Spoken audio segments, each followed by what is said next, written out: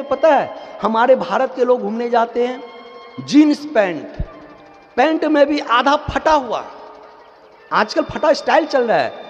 जो जितना ज्यादा फटा हुआ कपड़ा पहनता वो उतना अपने आप को बड़ा समझता है।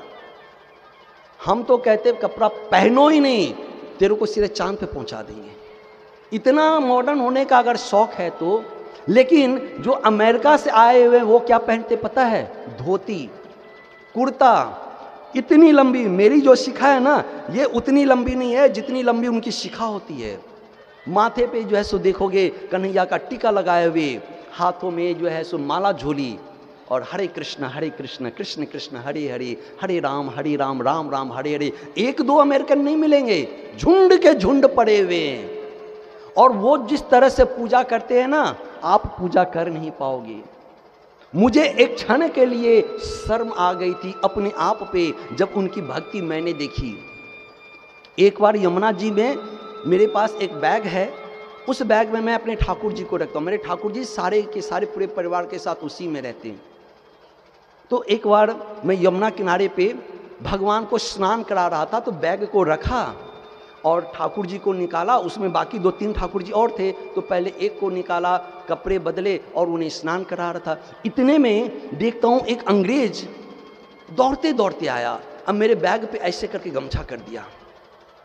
मैं स्नान करा के जब लेके आया तो देखता हूँ कि ऐसे किया हुआ है। तो आई आस्क्ड व्हाट हैपेंड, क्या हुआ? तो नो नो नो नथिंग बैंस नथिंग। डिवोटी कहते कुछ नहीं हुआ, आपके ठाकुर जी को धूपा लग रहा था। मेरा जो बैग खुला था उस पे ऐसे करके वो अपना टॉवेल रखा हुआ है कि आपके ठाकुर जी को धूप लग रहा था। जरा सोचो कि वहां पे और भी इतने लोग थे, किसी को ये दर्द महसूस नहीं हुआ, लेकिन अमेरिका से आया हुआ उस व्यक्ति को दर्द महसूस हुआ।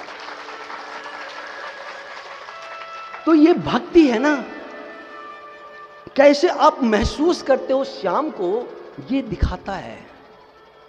जब मैं ठाकुर जी को भोग नहीं लगाता हूं रात में, किसी दिन थका से बहुत थका रह गया, बहुत यात्राएं रहती है तो बहुत थका रहता हूं, किसी रात्रि अगर मैं भूल गया तो रात में 1 बजे आवाज लगाता है, ये भूख लगी है प्रभु, भूख लगी है, खिलाओगे नहीं? अचानक से उठ के जाता हूं, देखता हूँ ठाकुर वहीं पड़ा हुआ है। तुरंत किचन में जाती है दुल्हन, रोटी बनाती है, दूध निकालते हैं, उनको खिलाते हैं, मुंह धोते हैं, फिर उनको जो है सो चरण को दबाते हैं, कंबल देकर सुलाते हैं, तब जाके सोते हैं। और एक नहीं कई बार ऐसा हुआ कि गलती से आंख लग गई, बैठे बैठे थकावट में सो गया। चूंकि मेरी आदत है कि मैं रात्रि में कब सोता हूँ कब जागता हूँ मुझे पता नहीं रहता। कभी कभी ऐसे बैठा हूँ ऐसे में सोया हूँ, 1 घंटा सो लिया और फिर उसे जाप करता रहता हूँ। तो मेरा जो है सो कमरा बंद रहता है 10 से 11 बजे के बाद से लेकर के जब तक मैं खुद से नहीं खोलता हूं तब तक मेरे कमरे में किसी को आज्ञा नहीं रही थी प्रवेश करे। क्योंकि कब मैं समाधि में रहता हूं कब मैं जगा हूं पता नहीं रहता, तो वो जगा देता है। आप जिस दिन से उसको खिलाना शुरू करोगे ना, आप देखोगे कि आपके साथ वो ऐसा ही होगा। ब्रह्म आपके संग रहते हैं। एक लंदन की माता जी है, लंदन में रहती हैं, बहुत पैसे कमाई, पति से झगड़ा हुआ, देश छोड़ दी, पति को छोड़ दी, इंडिया में आकर के वृंदावन में रहती हैं। उनके साथ कौन सी हादसा घटी है और उसके बाद कृष्ण से कितना प्रेम है वो आपको मैं बताता हूँ। वो स्नान कर रही थी, तो जो फॉरेनर्स रहते हैं वो एक टॉवेल पहन लेते हैं और स्नान करते हैं।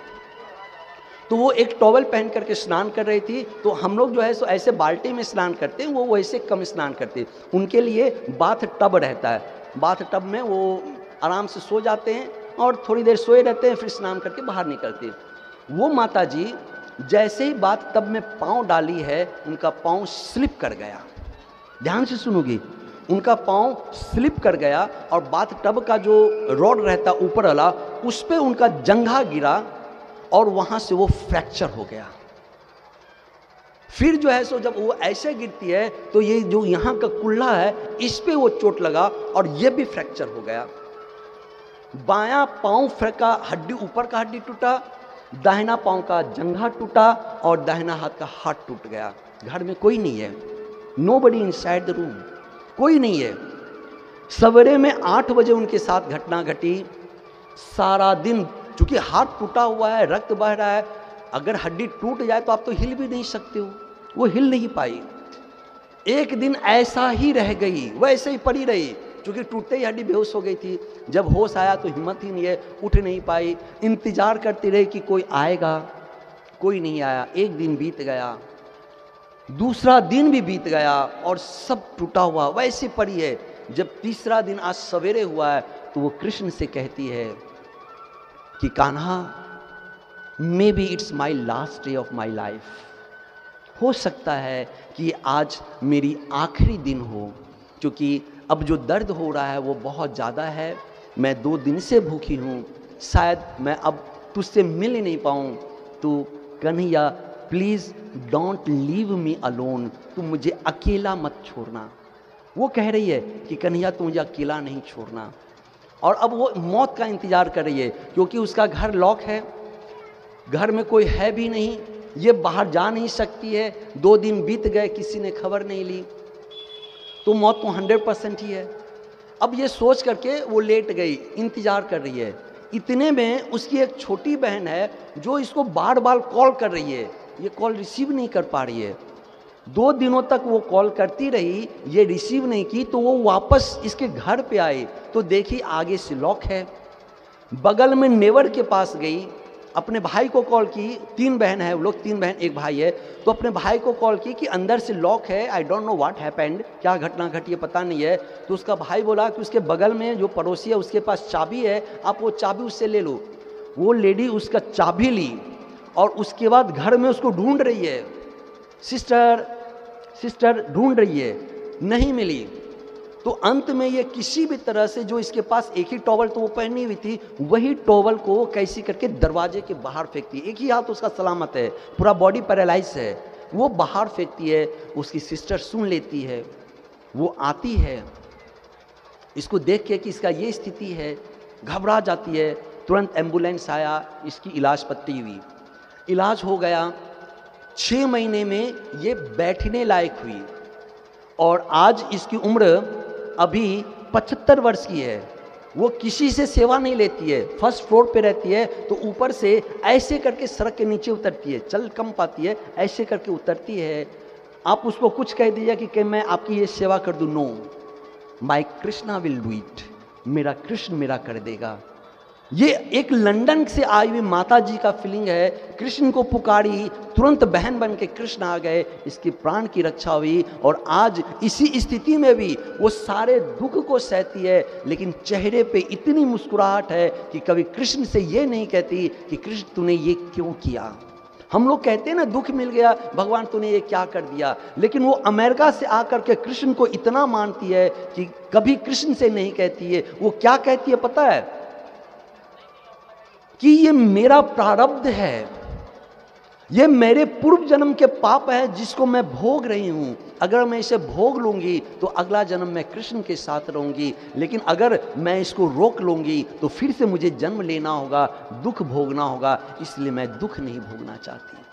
आप भी जिस दिन अपने जीवन में यह सोच लेंगे कि मेरे जीवन का दुख मेरा कर्म का प्रभाव है, अगर मैं अपने प्रारब्ध को जी लूंगी तो मेरा जीवन आनंदमय हो जाएगा, तो फिर आपको दुख नहीं होगा, कभी आंसू नहीं आएंगे, कभी जीवन में नहीं होगा। आज ब्रह्मा ने कहा कि प्रभु मुझे क्षमा कर दो कि मुझे अभिमान हो गया। जो आदमी शीर्ष पे बैठा रहता है ना, जो टॉप मैनेजर होता है, उसकी जिम्मेवारी बहुत ज़्यादा होती है, उसकी जिम्मेवारी बहुत ज़्यादा होती है। भगवान अगर सजा देंगे तो सबसे पहले टॉप वाले को सबसे ज़्यादा सजा देते हैं, उससे कम सजा उससे निचले पोस्ट वाले को देते हैं, और उससे भी कम सजा उससे और निचले वाले पोस्ट को देते हैं, और जो सबसे निचला रहता है उसको बहुत कम सजा मिलता है।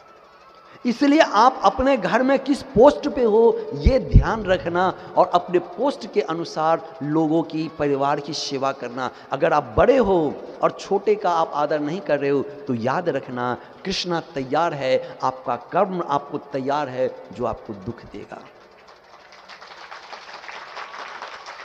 तो प्रेम से कहोगे जय जय श्री, जय जय।